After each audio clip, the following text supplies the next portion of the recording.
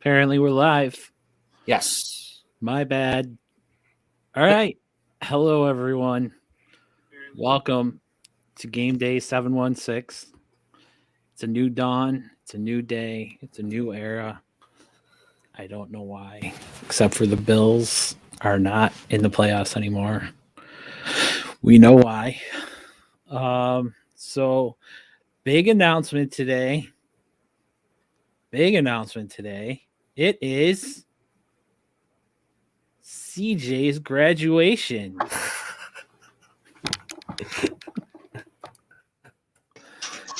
Yes. CJ is no longer Paul. CJ's Paul's friend.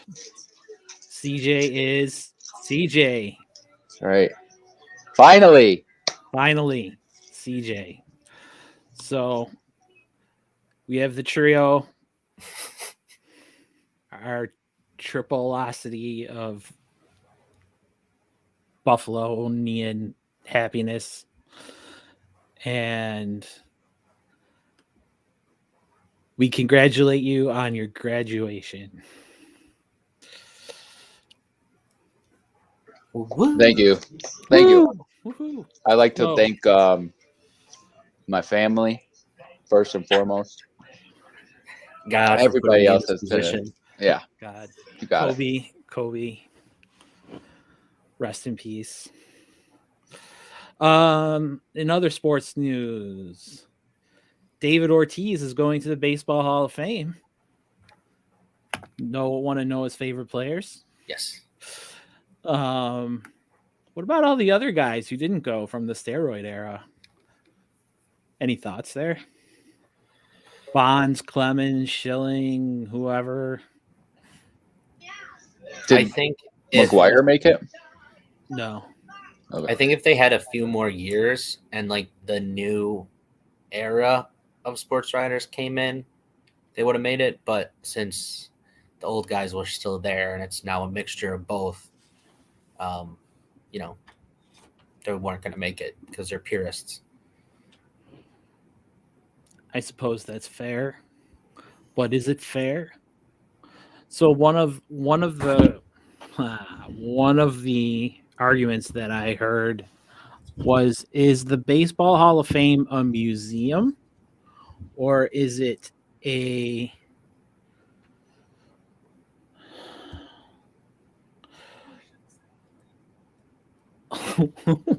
not a museum?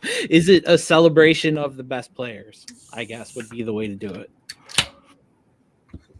And if it's a museum, can you actually justify not including or celebrating the players from the steroid era, despite them putting up monstrous numbers that may not be equatable to the other teams? No, look in the camera, man. Come on.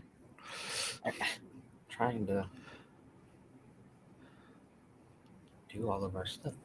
Cool. Okay. I got you now. But no. So that's the question.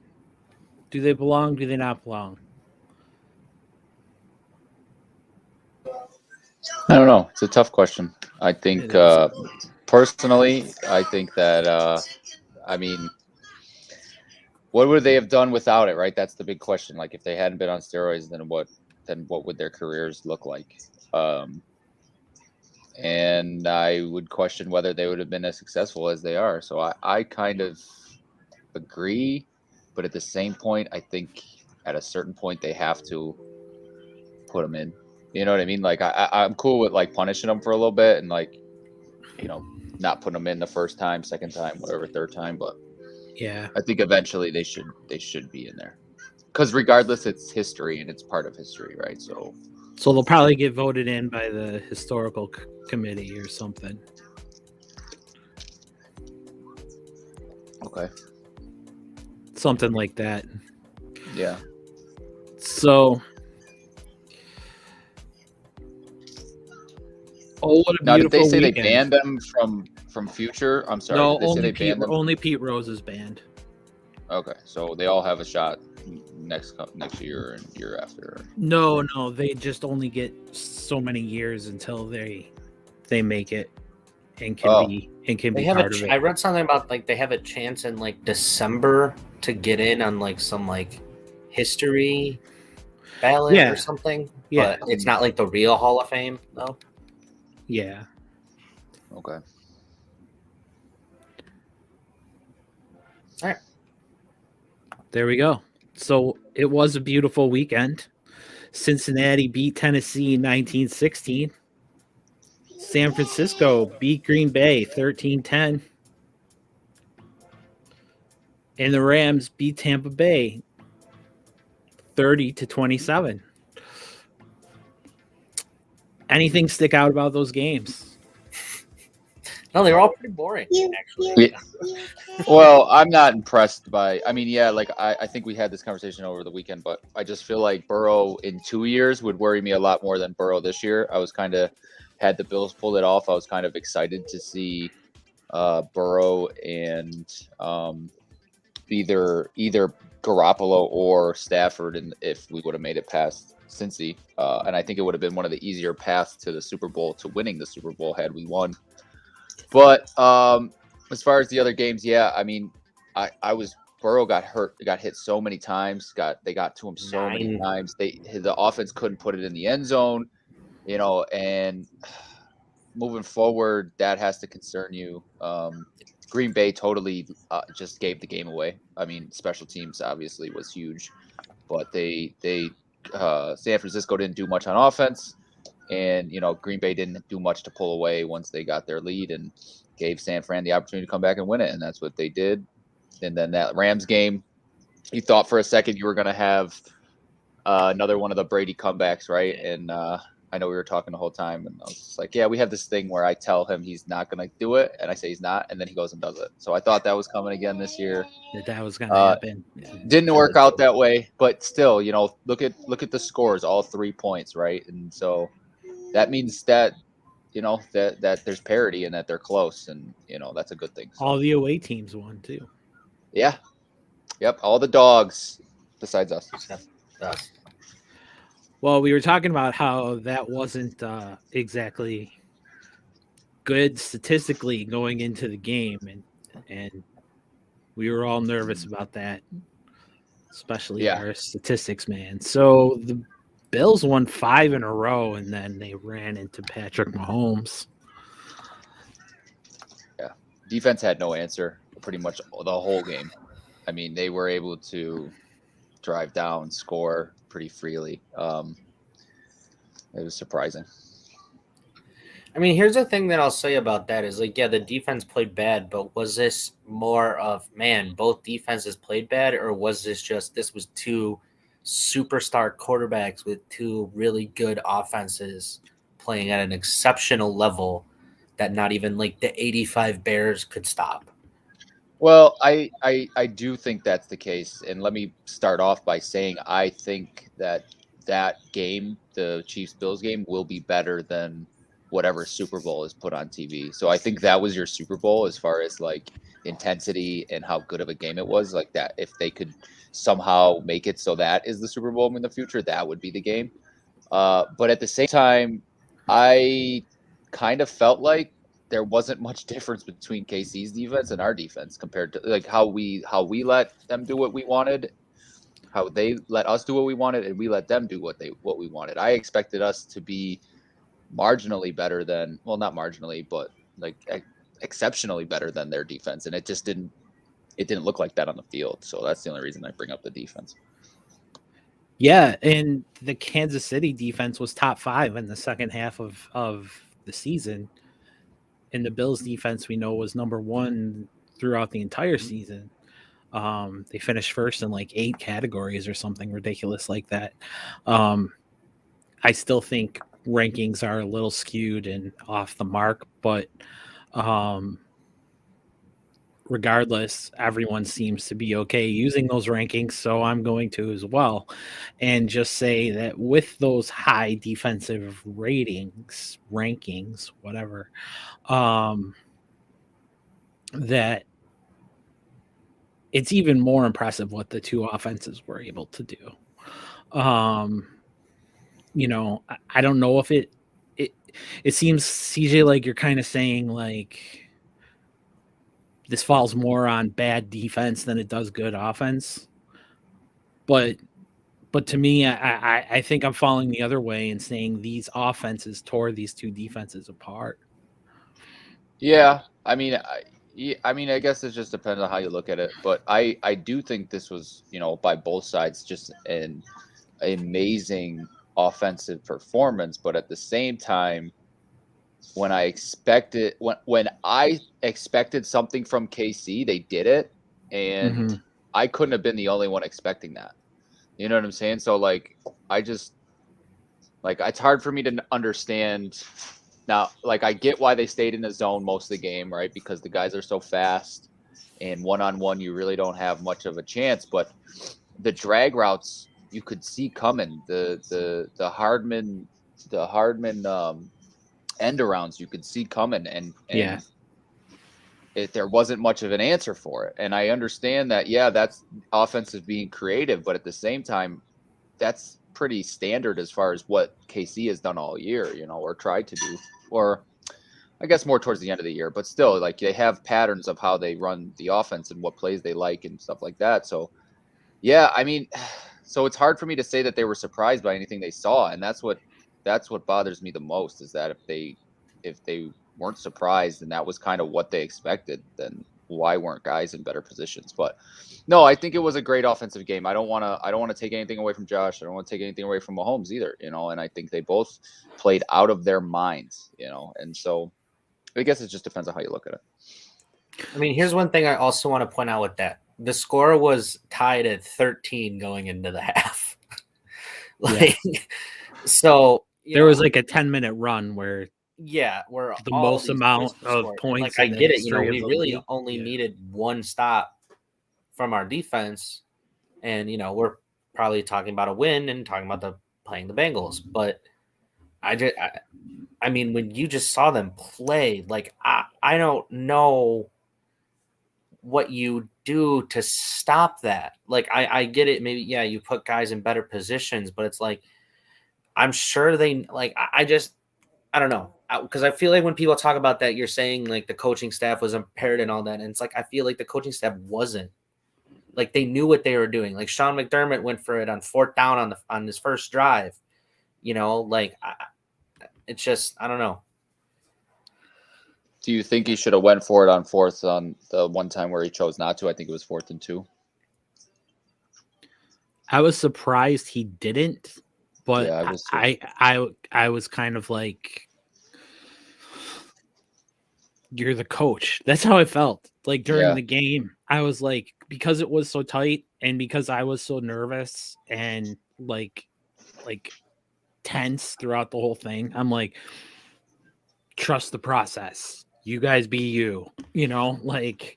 But I thought for a minute, I thought that was our thing, though. You know what I mean? Like, for how much we had gone for it in short yardage situations, like, I thought that was our thing. You know what I mean? Like, I thought all of a sudden it was, we didn't care about it being 4th and 2. You know what I mean? Like, that wasn't. But at the same time, you don't want to give them a short field. I understand the concept behind it and why you would choose not to do it.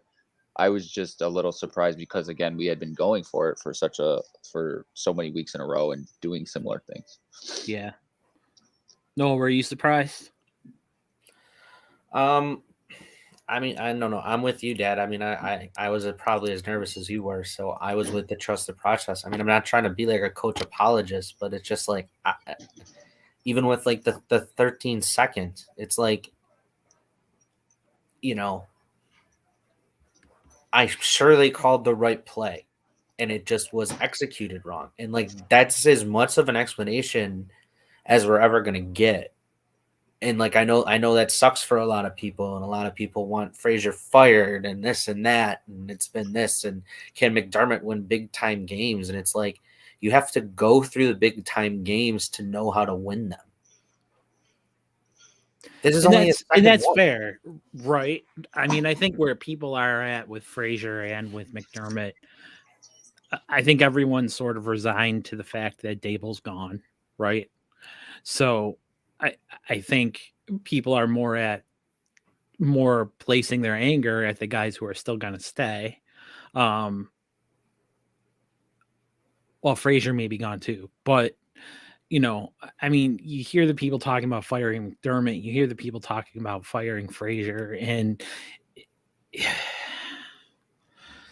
if I were going to fire anyone, it would be the special teams coach. That's how I feel. Because I think special teams has been a problem all season, and it was a problem again in this game, and that's where I'm at. As far as the 13 seconds, we all kind of talked about this, about how the Kansas City lined up trips right. They had Kelsey on the left side, man, with Wallace lined up basically on the wrong side of him. And then Milano and Edmonds were also lined up in very poor positioning. And I think when we talked about it, we were saying kind of like that Edmonds looked out of place. Milano didn't step back quick enough, or step forward and back to cover. It seemed like, and then Wallace was on the wrong side of Kelsey, right? And Kelsey. So, I mean, when you look at all of that and what happened on that play, it's really tough to think. I think to Noah's point that the Bills called the wrong play. They just called a play that didn't work. And then your execution comes down to the players. Yeah, I mean, situational awareness, I think, was a little bit of a factor as far as Levi. The right side of the offense, so left side of the defense, where you had Milano, and then I want to say Edmonds was almost directly behind Milano, maybe about 5-10 yards. Those guys getting sucked into the three wide receivers that were on that side of the field, that doesn't surprise me, right? Like, that to me is kind of their MO, inside out, right? And so you go for that guy first, and even if Milano had shifted over to the left, there was a guy on his, I mean, it just depends on how you look at it, but if you're facing him, it would have been on his right side, right? So he needed to be where he was. It wasn't like he was out of place. He was covering a guy that was right at the first down marker, and he had just done a little turnaround. But so like, I'm fine with what they did, right? I'm okay. Like, I'm like, yeah, okay. They could have made a miraculous play and somehow Milano could have got there, but that's kind of how they're supposed to play that. And to me, Levi is the exception of all of them, whereas he wasn't supposed to play that. Like, I don't understand why he was even near the sideline, or even seemed like he was covering the sideline in that situation, because again, they have 2 timeouts. They're not going to the sideline. It just didn't make much sense, Right. The play before that, right? There was a play before that Kansas City had the ball, right? They had run it out of bounds, if I remember correctly. And they didn't have to use a timeout. And I hope Levi wasn't thinking either they're out of timeouts or they're running it. They need to hit the sideline. So he was playing sideline ball, or, I don't know. Yeah, it definitely seems like it came down to, in the end, it does seem like it came down to Levi on Kelsey. And I guess another thing that I would say is, why are you putting Levi on Kelsey one-on-one? Yeah. Should have been Tehran. Well, I think it was still a zone, right? I think they're still in a zone at that point. Yeah. So he's supposed to cover that side of the field, but at the same time, he doesn't make his break until the ball is thrown. And so, like, that even blows my mind even more. If you're the only guy on that side of the field and he's going straight up the field at that point, right? Let him break on you at that point. Like, I'm cool. Let him break on you. Like, if you overcommit and he cuts outside, I mean, at the very least, you can catch up to him. You know what I mean? Like, but you let him get inside, and then you don't make the break until after the ball's thrown. You have no opportunity to even get it to the ball or make a play on that ball. So then he's able to catch it. Kind of, I think he ran right through Wallace at that point, right? Or did Wallace even attempt to make the tackle and it just He attempted. Yeah, it was I sort know of he a didn't get it. Yeah. Well, because he was so far out of position that when the ball was thrown, he's trying to get there, and yeah, just watching it, it just didn't make much sense to me. I'll just go back to what you said though, CJ. It's situational awareness. I mean, I don't want to keep taking the same cop out for these guys, but it's like I'm okay with continuity at certain areas. Like I wouldn't mind bringing Levi back. I wouldn't mind bringing Dane back, but you still need competition there on top of that, which it sounds like Bean wants from his press conference earlier today. But it's like, yeah, we know how good we are and we know how good this team can be, but we also forget that like this is the second time we've played the Chiefs in a big game. And like, yeah, McDermott got out coached by Mahomes and Kelsey. I don't know if you guys seen the clip, but like Kelsey called the play, yeah. just improv'd it before, I heard they the ran it. opposite. My son came and told me today that Kelsey said, "No, I'm not running that," and then Mahomes was like, "No, you're running that," and then Yeah, that's what happened. Mahomes was like, "Let's run your play." okay, That it was like Kelsey's play I got somehow, but Yeah, Mahomes, Kelsey just keep going, well, if they're going to give it to me, why don't we do it? Why don't we do it? And then I think something different was called, and then Mahomes was like, do it. We're going to do it. Yeah. Yeah. Well, I mean, you see where he's lined up, right? Like, Mhm. I think at that point, it's Yeah. a no-brainer over and the middle. I think it just comes down to that awareness. I mean, they're still young in terms of like these moments of knowing what to do. No, Like, that's I why mean, I'm that fine with legitimately, Wallace could have been like, well, yeah, they still have 2 timeouts, but they might still try to get to the out of bounds, like, Right. I don't know. I don't want to be the one who lets them get out of bounds kind of thing, Mm-hmm. Like, I think it just comes down to the awareness of the moment, knowing what you need to do in those moments. And I still think that there are gaps there, but I feel more comfortable now after watching Josh Allen that I don't think we have to be worried about him anymore in any of those type of moments. Yes. So there was pain, there was silence, but we walk away saying we have one of the best players in football, right? So, that's sort of at least something you can walk away with without feeling complete pain today and yesterday and Monday and that kind of thing. And I think it's definitely something that we can pull away from this as being a somewhat of a victory, was that Josh and Mahomes were really dueling each other and that kind of thing.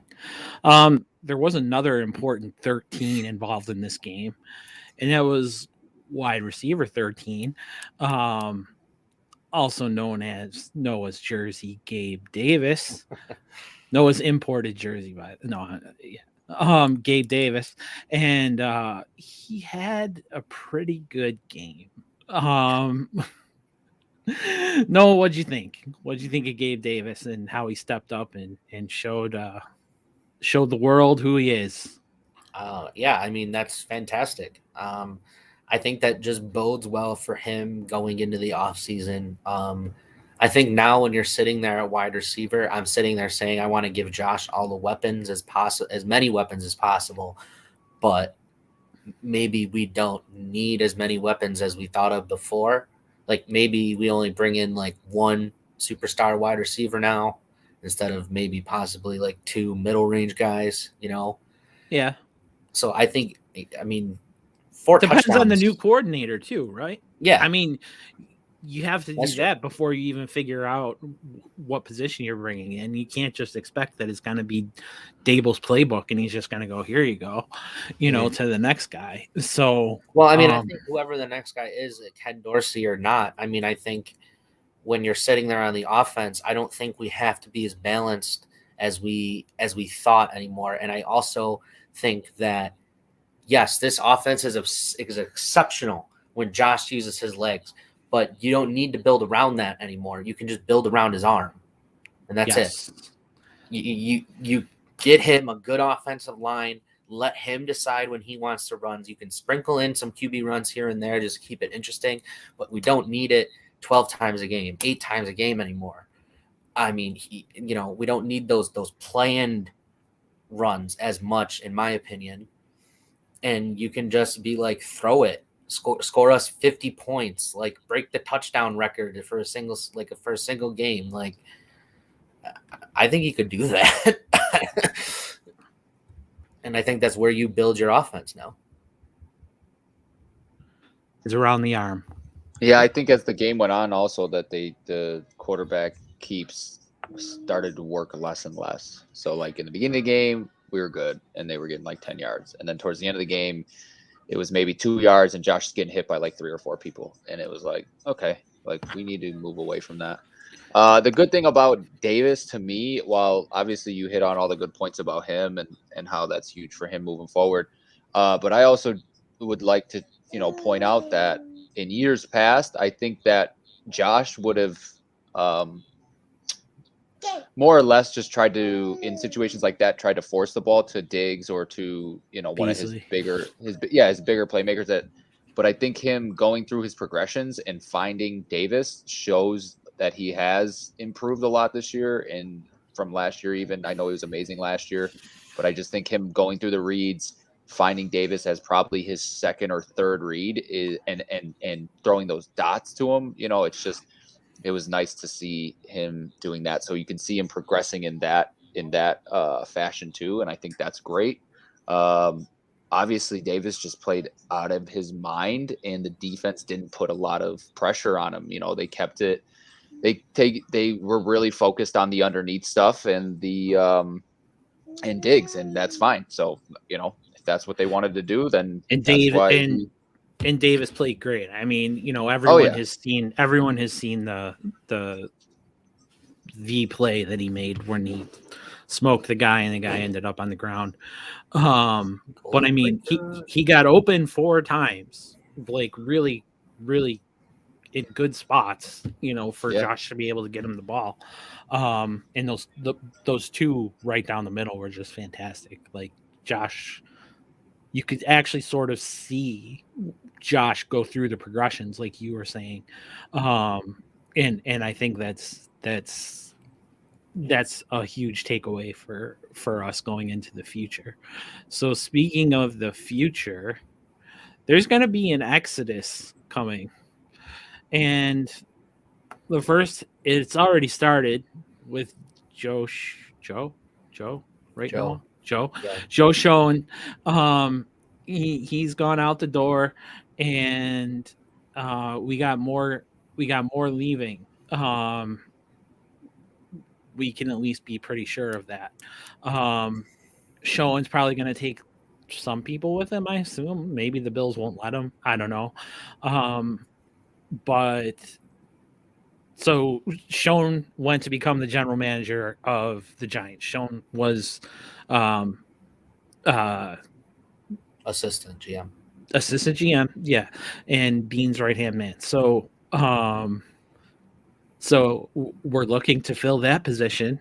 I don't know if they're promoting from within or if they're looking to get from someone outside.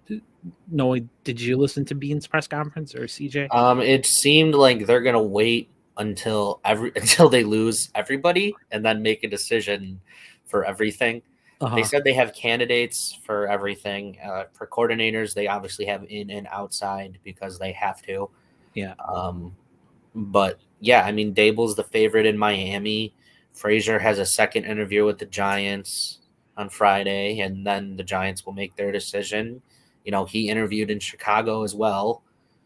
So,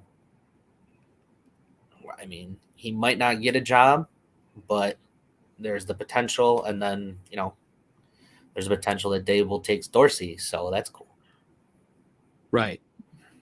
I don't think that'll happen because I think the Bills can block that if they want to.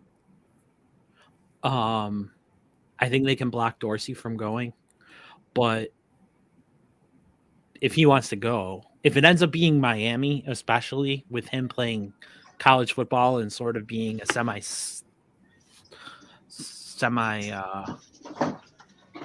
super folklore hero down at University of Miami when he was there, he may, I don't know how you hold him back from going. Yeah, I don't know how good that does either for like management just having good connections with each other, because I just think that if you hold a guy back and tell him, no, we're not going to let you go where you want to go. I mean, at that point, is he going to put in everything he has into the team? And I would just worry that, like, it just wouldn't help, us with continuity. You know what I mean? He would at that point be angry and feel some type of way, and you know what I mean, and not give us his all, and that would worry me more about telling him no. You know what I mean, and saying no, you can't go. Yeah, but you're also telling him no. You have to stay and work with Josh Allen and Stephon Diggs and Gabriel Davis. Right. And Oh yeah, it's all about how he feels, right? So if he feels right. like right, but if he feel well, so that I guess it depends on at that point, like, you're going to give him the offensive coordinator job then? Yes. You would have to, in order to block him. I think you have to give him a promotion. Yeah. Okay. I mean, then Josh if he gets the promotion, I don't see any reason he'd want to leave. Right. If I'm him and I'm thinking, okay, I can be OC here, I can be OC there, both OC positions, right? Because you're not guaranteed a head coach spot at either one. Barring something crazy happening, I guess. But so if I'm choosing the one that's already with elite talent and has proved themselves to be able to be a perennial playoff team. So yeah, I don't see a reason why he'd want to leave really badly, unless he just has a really good relationship with Dable, and you never know how close they really are, and you know what I mean, stuff like that. So right, but you would think that your path to head coach can run a lot easier through Josh Allen than through Tua. Oh yeah, right. So, do you want to show that you can fix Tua, or do you want to show that I raised Josh Allen since the time he was this big, and look where he is now, and look at what I'm still doing with him? So I think the thing for that, though, is that Dorsey would be under less pressure, because I think that if he were to do that, he would have to win a Super Bowl. I'm not saying he won't, but I think if he wants the head coaching job, I think he'll have to win a Super Bowl versus if he were to just fix Tua. Yeah, if he were to just fix Tua. What if he doesn't fix Tua? Well, then he fails. Yeah, what if they go out and draft another quarterback? Well, Miami said they're not doing that. Yeah, Arizona said the same thing about. Yeah, I was gonna say I don't know about that. Yeah. I'm just Green saying. Bay said the same thing about Aaron Rodgers. Hey, we'll find out, right? If Noah's been right the whole time about how much the upper management loves him or not, I guess, by the draft. So true. So other guys, I personally think we're going to see a gutting of the team, just in the sense of personnel up top, all the way down through coaches and through players. There's not a ton of free agents, but there's a lot of guys who should be cut, either to save money free agents. or because they should be cut. But your important guys on the free agents, I think, are Wallace, maybe Hughes. I think, Noah, you said Dane Jackson, but I think he's restricted. Your unrestricted free agents are Hughes, Addison, Butler, Sanders, Trubisky, Bakker, Wallace, Jones, Obata, McKenzie, Breida, Phillips, Zimmer, Neal, Bates, and Dotson. So Phillips. Yeah. Phillips. Back.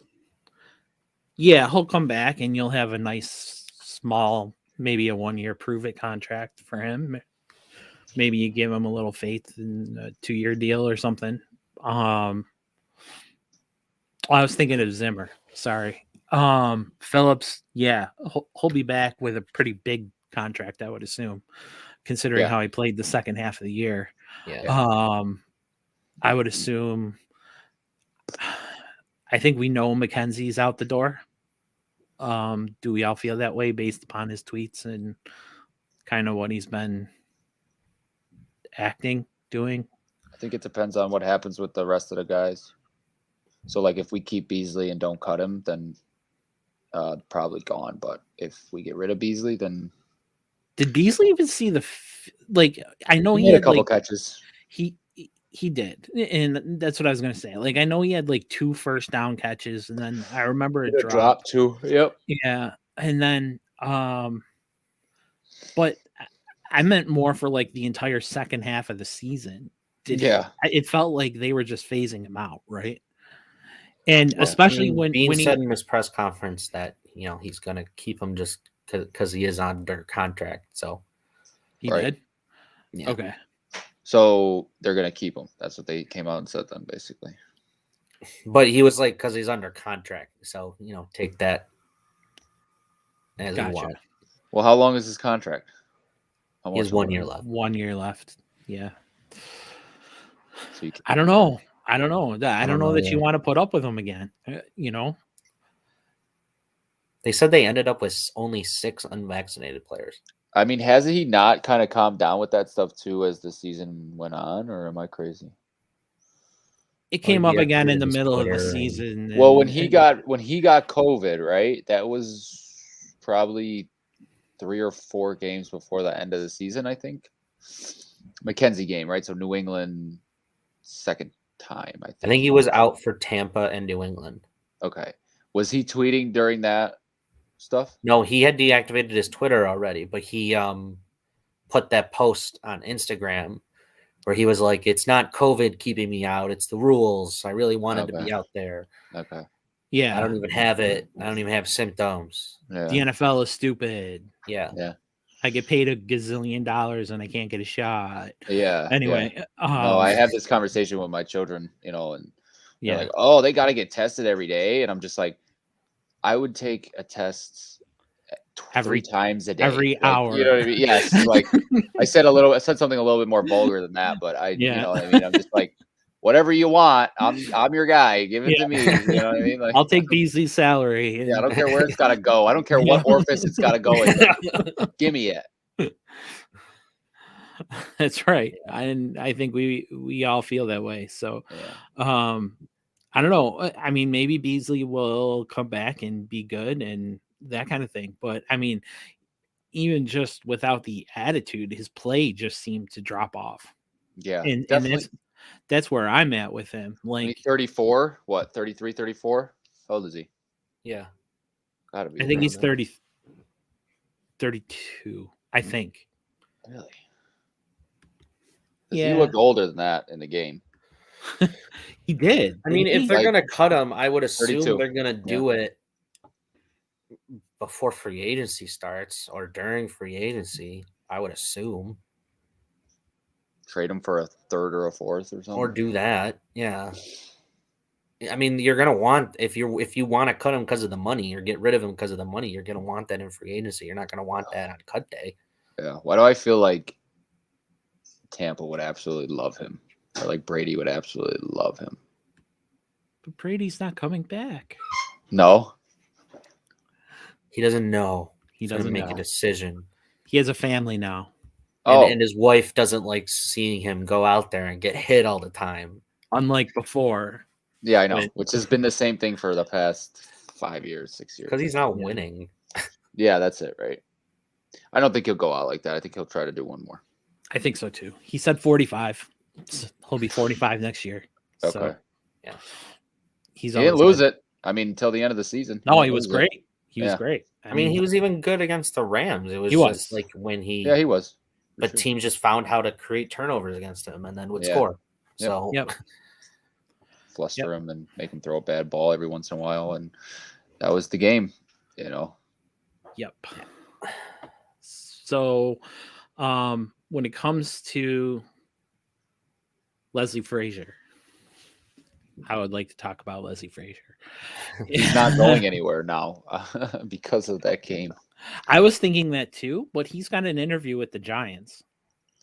I don't know if it's a courtesy interview because They asked him before the game, and then the game happened, and then Well, I mean, or because it's Joe Schoen running the Giants, and yeah. he wants Frazier to have a feel good out there that he got interviewed or that kind of thing. Or He is it did their one minority interview?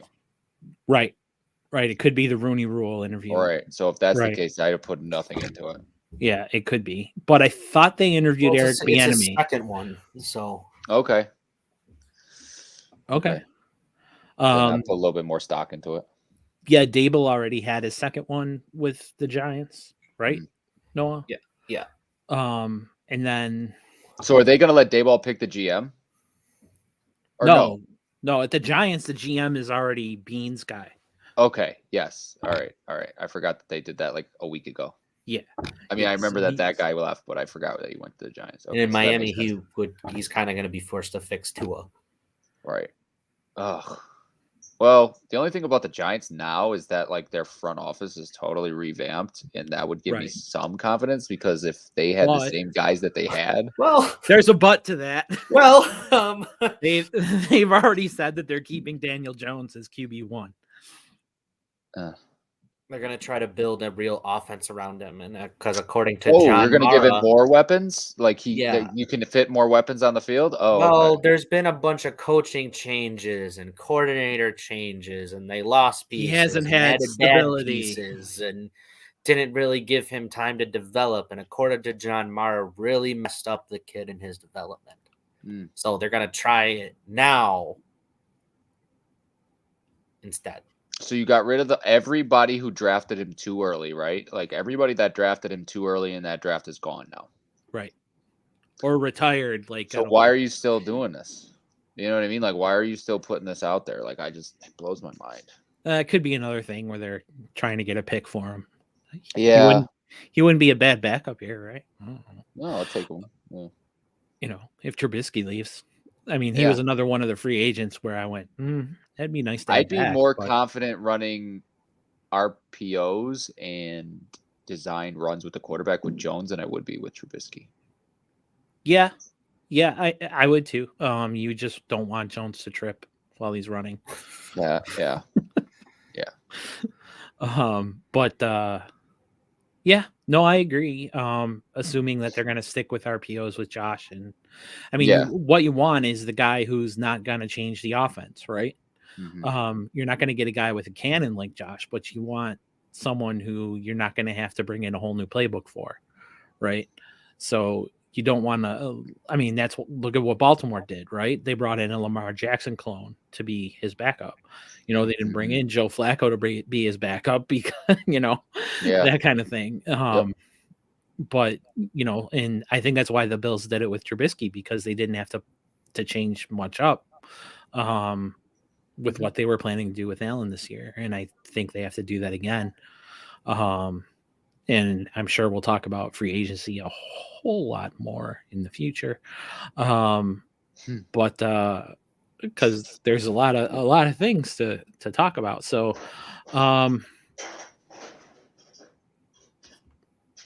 coaching carousels. So Bears, Broncos, Vikings, Saints, Dolphins, Giants, Jaguars are the current open coaching jobs. The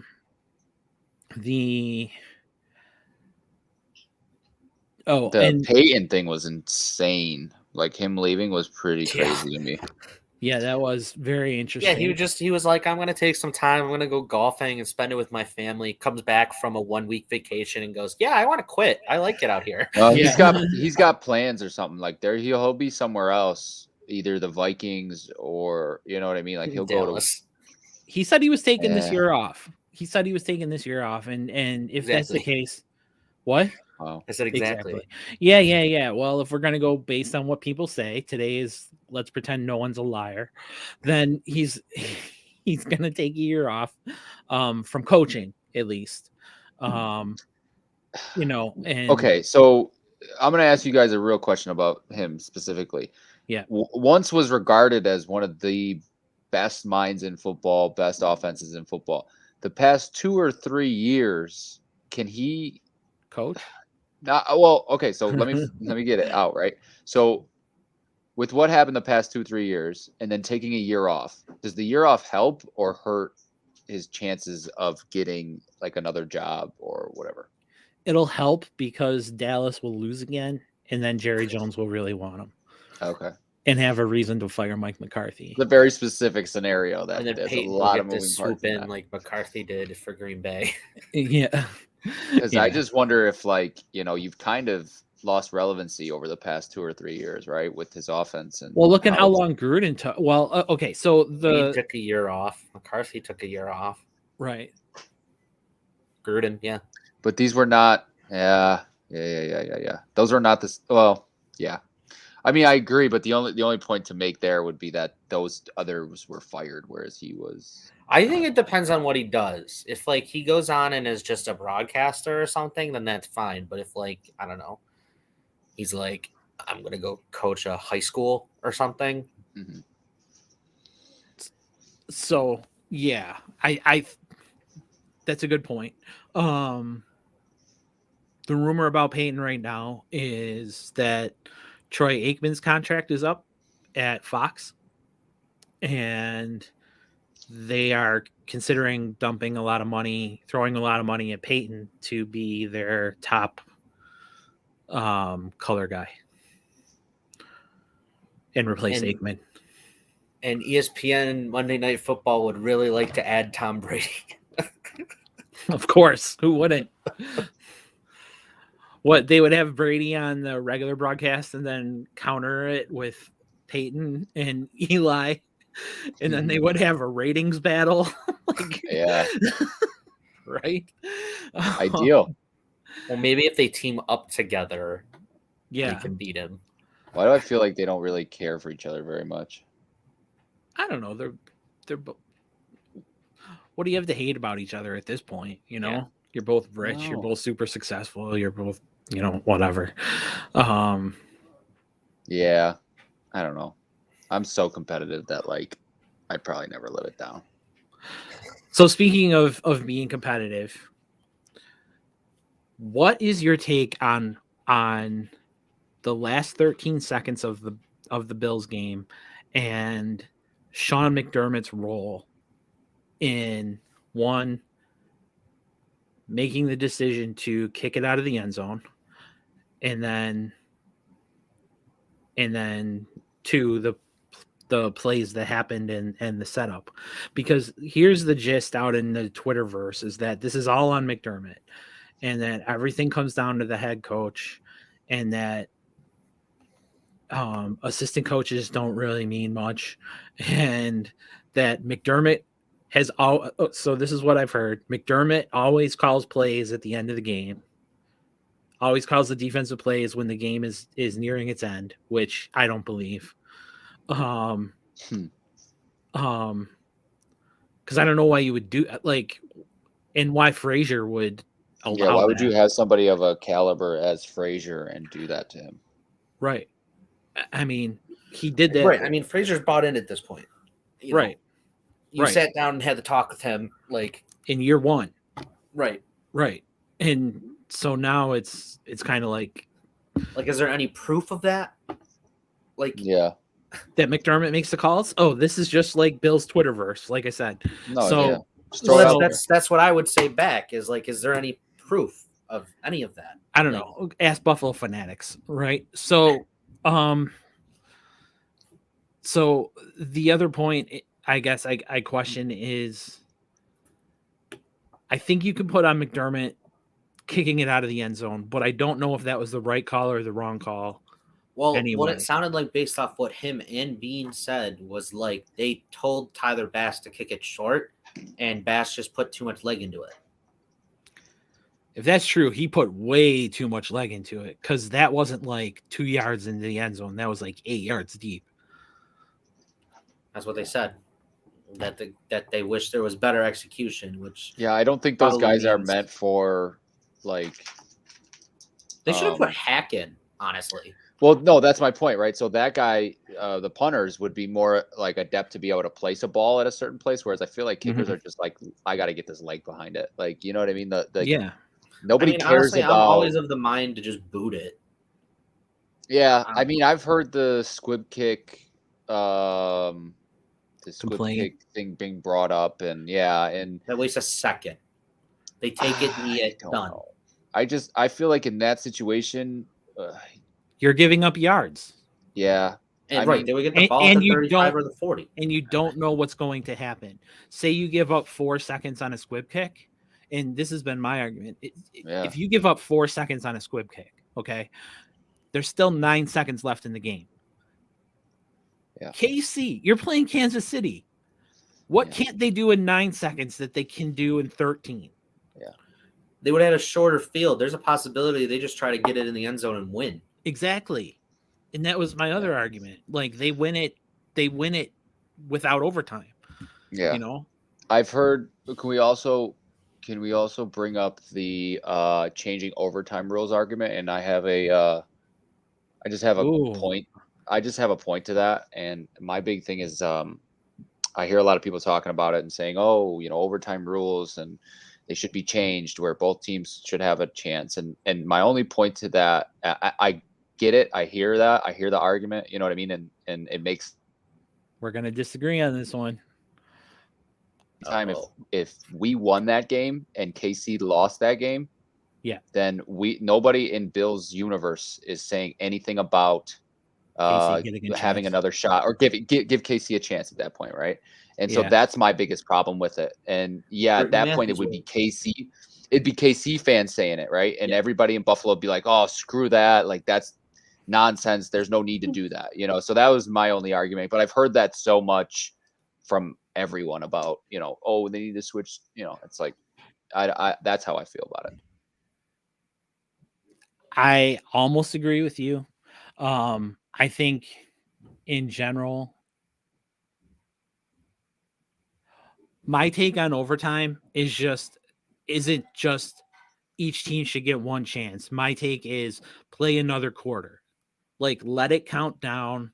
Let there be time that comes off the clock. I like that better than what we were just talking about. Yeah, each team gets a possession because I don't like that. I would say, I mean, I was like, the ref goes, it's a whole new game. Then he flips the coin, right? Yeah. And then 30 seconds later, the game's over, right? Yeah. And you're like, okay, whole new game, huh? Yeah. It's like I would rather see them just play a quarter of a game because I think 10 minutes isn't enough. They need it to be the 15 minutes. I know it'll never happen, but 10 minutes, someone could actually carve up most of that time or all of that time in a drive. But you can't carve up 15 minutes of time. And no, you'll get another chance. Yeah. And so that's where I think it should be how the overtime rules should be. Yeah. Should be changed. It'll never, ever happen that way because they'll talk about player safety. They'll talk about the guys being gassed already and blah, blah, blah. Oh, yeah. I don't care. I want to change to that. And if not that, then it should be college rules. That would be my second choice. 20-yard line, 25-yard line. 20 or 25. Yeah, it's one of those two. Yeah. And then my high school championship was decided by college rules overtime. I agree with this. It was wild. Yeah, it was just a wild. You know what I mean? Like it was just like thinking of that scenario in a real NFL game is just crazy to think about it like that. I think you just change it for the postseason. I mean, those games matter. Oh yeah. I mean, regular season games matter. No, I think in the regular season you do the 1-1. Yeah, or you just keep it. Honestly. No, I hate the fact that you can go down the field, you can kick a field goal, and then not win, but you could score a touchdown and win. Like it seems too glitchy or glitchy is not the right word, but it seems so stupid to me. It's like either let the points happen and say a field goal can win it, or say both teams get a chance. And then whatever happens after that, because then a team can kick a field goal and say, let's play defense. right? Yeah. And but you can't. And I guess they could do that today. Theoretically, you could kick a field goal and say, let's play defense, but they never do that. Yeah. They're every team goes for the touchdown. So I don't know. I just, that's how I see it. That's my take on overtime. I have very strong feelings about it. So I do. I'm glad you brought it up, actually. Yeah. So we had the thing about the shout out to Cheese Kingdom for putting up over $200,000 in $13 donations to Oshai Children's Hospital, the Patricia Allen wing. So they've given up a lot of money. They've pulled a page from the Bills playbook, but we can't get petty about that. Can we get petty about the fact that it's $13?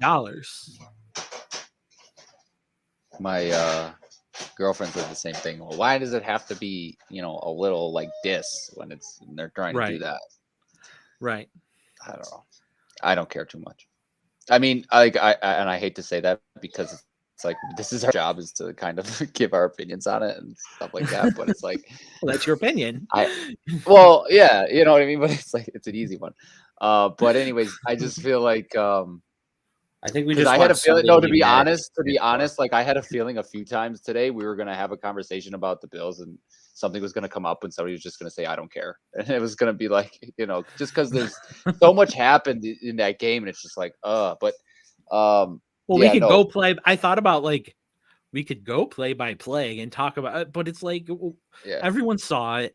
Everyone knows what happened. It's been already talked about so many times. How much do people want it beaten over their heads, about this whole conversation? It's like the whole thing needs to just. Well, I mean, KC also donated that $13 for Davis. Right. So some people are saying it's for Davis. Some people are saying it's put it whatever you want. Right. I don't. In my opinion, I don't care what way they justify doing it as long as they do it. Like if that helps kids, you know what I mean, and whatever, and that's great. Then I don't care how they. What's the other meaning for the 13? That they had 13 seconds. Oh, yeah, whatever.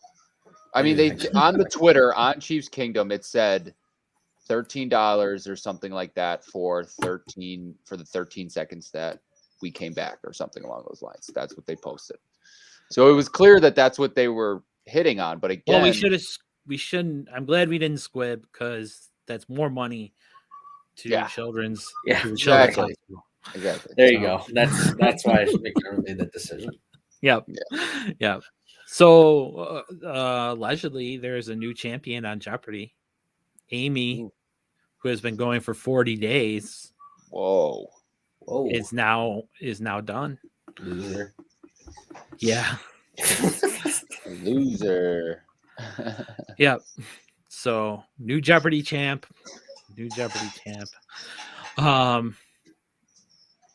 Thanks for the update, Mom. I appreciate it. So where do we stand with the Bills heading into the offseason now? Are we gonna care about the Bills in the offseason before the Super Bowl? Or are we gonna just see? I guess we probably will have to, because Dable's gonna get a job and Frazier's probably either gonna get a job or that's the only thing you're gonna care about. I mean, I don't think you're gonna hear about contracts or anything. I mean, we heard about the futures, but all that stuff's gonna come after the Super Bowl. So right. So, anything anyone else wants to say about the Bills? I mean, I'll just say this. I think we should all. I know it sucks and it hurt. It hurt real bad for that to happen. I mean, that's up there with heartbreaks. But I mean, to watch Josh Allen do what he did, I mean, think about the things now. Think about how this changes the entire outlook of the team. And the trajectory and where he's going to go. I mean, you trusted him, but now I feel like the trust is like unbreakable almost. Like, well, now you feel like you've got a Tom Brady or an Aaron Rodgers, where you've got a franchise quarterback. Yeah. He's locked in. He is your guy. It's like all Josh Allen slander's done, right? Right. Like, we're done. Right. Like, he's if he here. has a bad game, you're gonna go, okay, He'll get him next time. He'll bounce back. Like, yeah. I agree with that. Yeah. Yep. I agree. Yeah. So I mean, and it changes the trajectory of your offense, but I mean, it also changes the way you're going to spend your money in free agency now, and even the way you're going to draft. Like, I think now you put as much money and manpower into getting Josh what he needs to be successful, versus spending the money on the defense to make it a top 1 unit. I mean, with the way Josh plays, you need a defense that averages 25 points per game, maybe. Be just like a top 10, top 15 unit. I mean, that's what really sucks, is that we put so much effort into the defense, right? And so many it draft didn't picks seem to matter. Yeah. When you're going up against offenses of that caliber, it doesn't seem to matter. I mean, just from that game and from what we watched in that game, I think anybody who played us or them, if they wanted to win, would have had to do something similar, right? So, yeah, I mean, that's a good point. My only other thing I'd like to, I really think like we squandered a golden opportunity by not winning. And I know everybody else feels that way. But I just, moving forward in the AFC, I get more nervous by the year with all these great quarterbacks. The AFC is just incredibly stacked with great quarterbacks, and the more you give them time to develop, the harder it's going to be to get by them. Next year you put Herbert, Burrow, Lamar, Mahomes, Allen. Yeah, obviously, but you put them all. But you put them all in. You put them all in the playoffs together, right? And it's Mac Jones. You're going to have. My thing is this: you're going to have more of these style of games, the KC Buffalo, more often moving forward next year after, because of these quarterbacks that are coming up. Which is fine. Just win them. I actually think the kid on the Jets is going to be good too. I have this weird feeling about him that he's going to end up maybe not at the same level as these other 4, because I think Lamar has taken a step down, maybe in tiers, half a step, maybe, just because of how he runs. And because he got hurt. Yeah, because he gets hurt. Like it's the same fear we have with Josh, right? No, I know. That if you run him too much, he's going to get hurt.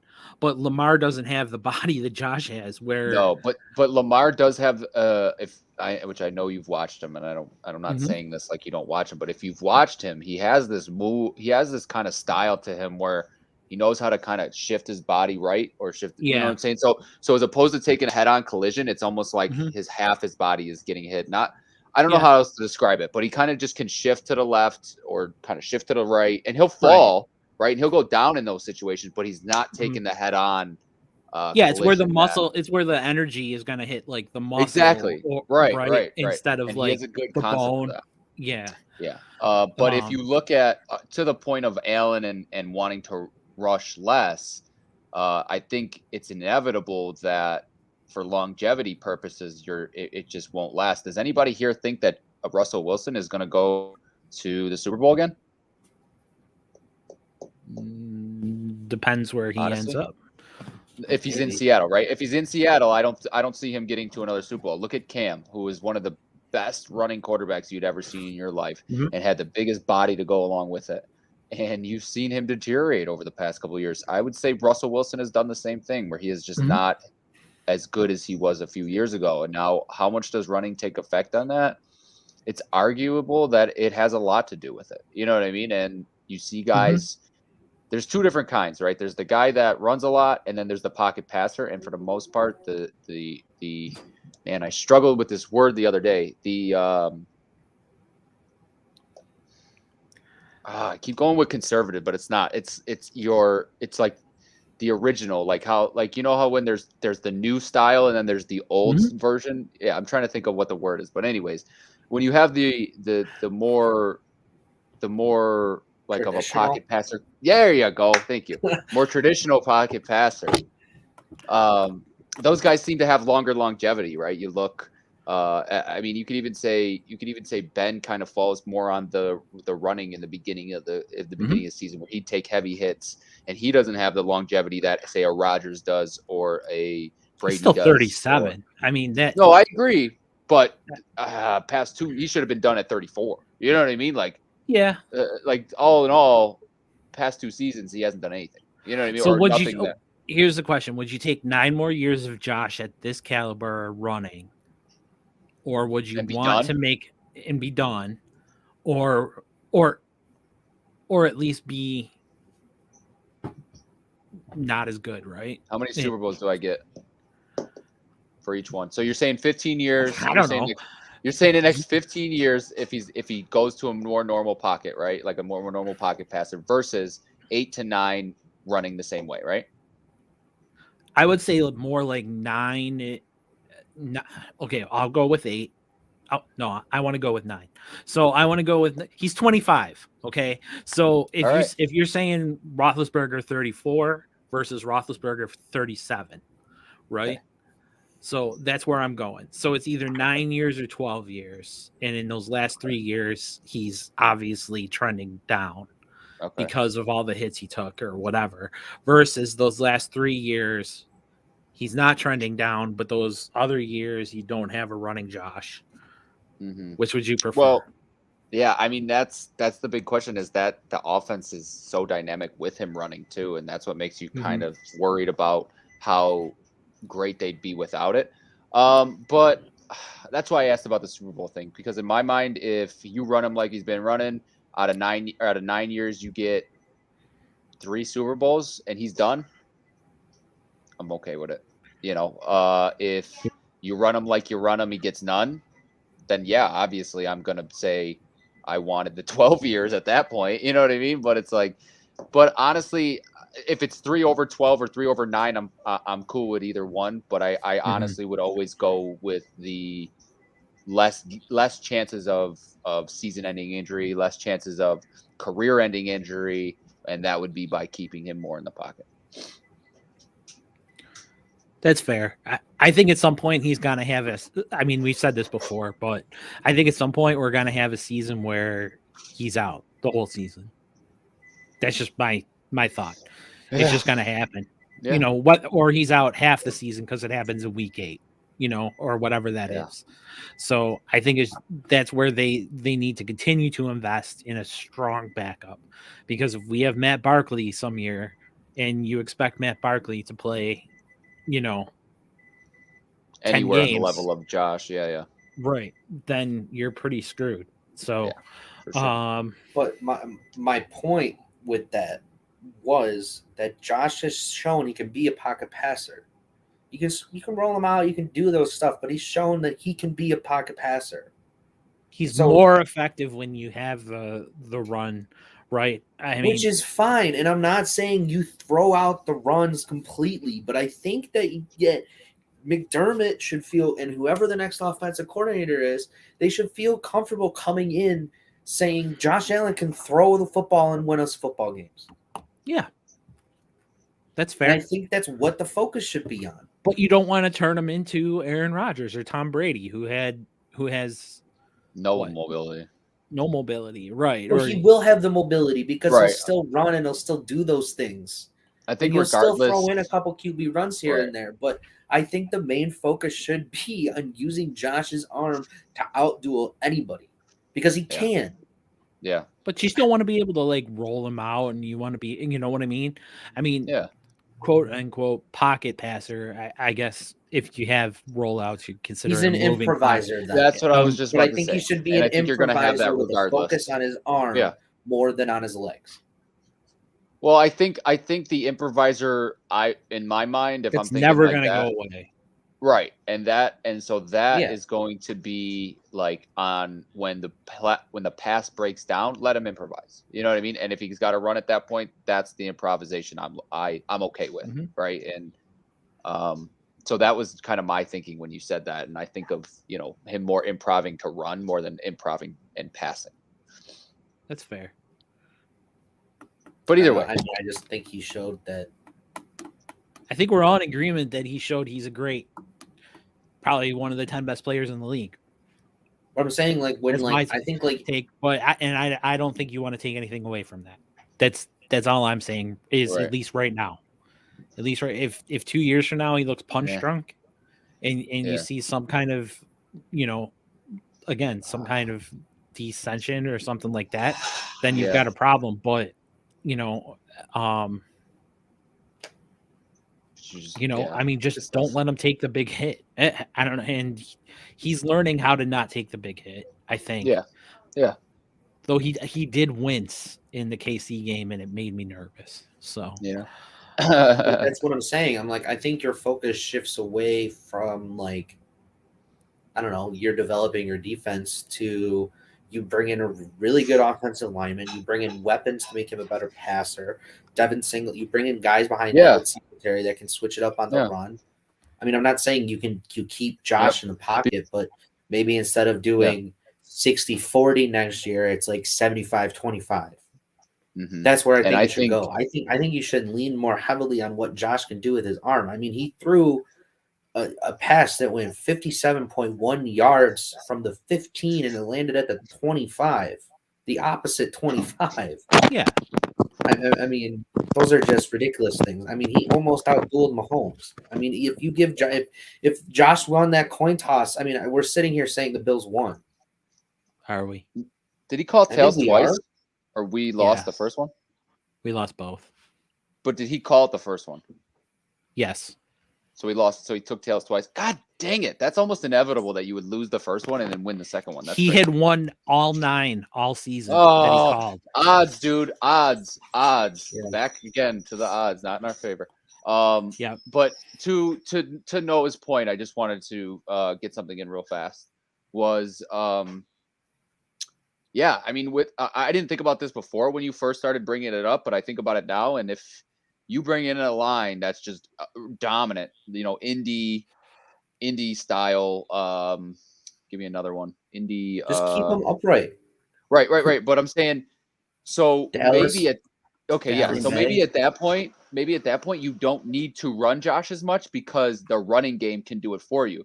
So then, what my question would be is, are we really losing that much dynamics, being so dynamic as an offense, if we can change the runs from Josh doing it to the running back doing it? And I think the answer is you can still be just as dynamic as you are this year with the running back doing that work. You can, but I want to get Josh to the Hall of Fame. So I mean, if it's 3rd and 15 in a playoff game against Kansas City and he's trying to look to throw and he can't find anybody open, but he has a lane, he's going to take the lane. He's still going to do the things that make him Josh Allen. Yeah. All I'm saying is he showed he is one of the best passers, period, in the NFL. Okay, but he's also a great runner.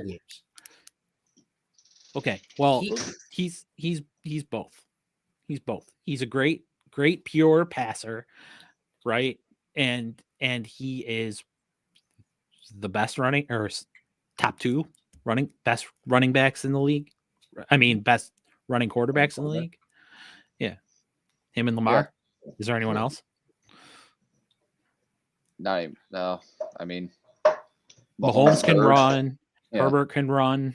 Yeah. Herbert can run. Yeah, but right now, I don't think there's anything. So, so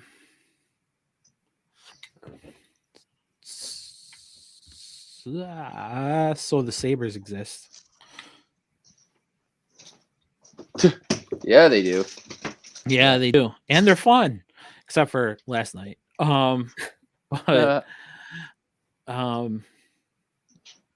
So we're going to delve more into the Sabres in future shows. So start watching games, CJ. So we're we're gonna wrap up with final thoughts. CJ, you got anything you want to final thought us away with? Yeah, I mean, I just again, we can all sit here and be upset, and I'm fine with that. But my biggest thing about moving forward would be to keep in mind that this is not really something that you should yeah, in the moment and when it first happens, everybody can be upset. But as far as looking at the year as a whole and looking at what we've done the past 2, 3 years, you know, I'm happy with how the team has played. I'm happy with playing playoff football in January as opposed to the 20 years that we had prior to that, where we hadn't played in a playoff game. So everybody's got to keep that in mind, that at least we're not irrelevant. And I think that having relevancy in Buffalo and playing football in January is just one of the most amazing things. I haven't experienced it as much as I should in my life. And obviously, hopefully, we'll continue to be there and all that kind of stuff. But I just think that we got to get over, the hump, and we'll be, Super Bowl easily. I don't want to believe that we're cursed like some people do. And like I've heard, but I just think that, be happy with what we have and what we've done in the past 3, 4 years. And we just keep moving forward, Yeah. Wise words from Game Day Before they went on CJ. 4 straight, they lost in the AFC Championship and then lost in the divisional round. So, yep, that's how it went. You're right. Like, I've read the thing where it's like, oh, I'm miserable. That's not misery. Losing like that in that fashion is not misery. Not being in playoffs for 20 years is misery. You know what I mean? Yes. Like, let's put it into context, right? Like, we can be angry, but it ain't that bad. And before the 90s, honestly, before the 90s Bills, the Bills before them had a huge stretch as well of being awful. I mean, so there's been basically 2 stretches of really good Bills aside from the AFC or AFL Bills. So I guess there's been 3. The initial years, and then the 90s, and then now. I mean, that's kind of the way I see it. And so, I mean, there was just as big of a, 30-year gap where they made the playoffs, 3-4 times, something like that. So, that's kind of, I don't think the Bills are cursed either. I think, Buffalo has an inferiority complex, and lives and dies with the Bills when it's not necessary. But that's a take for another day. Noah, what were you going to say? I mean, yeah, to everybody who's saying that, to all of Bills Mafia, keep your chin up. I mean, we have one of the best quarterbacks in the entire NFL. I mean, there's no reason to think that he can't continue it. Yeah, the loss sucks. And it sucks to not being playing the AFC Championship game at home.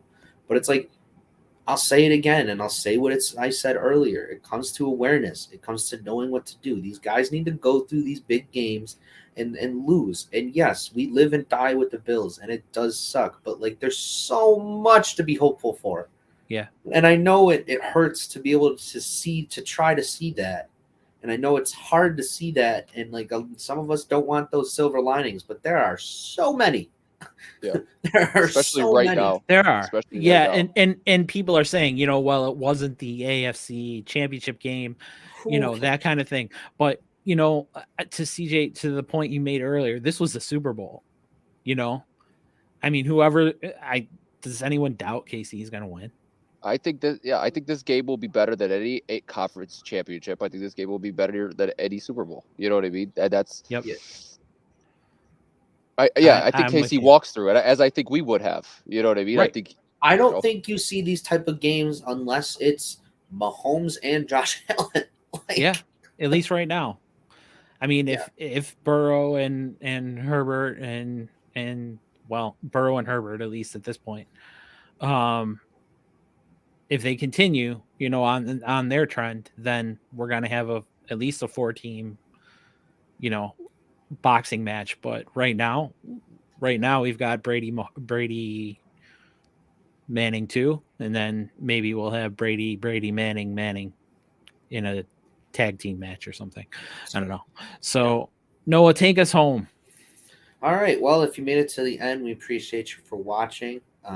Like, comment, subscribe, even dislike. Interact with us. Gameday716 on Twitter. As always, stay safe, stay happy, stay healthy. Wait. We'll see you next time. Stay sunny, Buffalo. And that's the end. I'm ending broadcast now. Goodbye.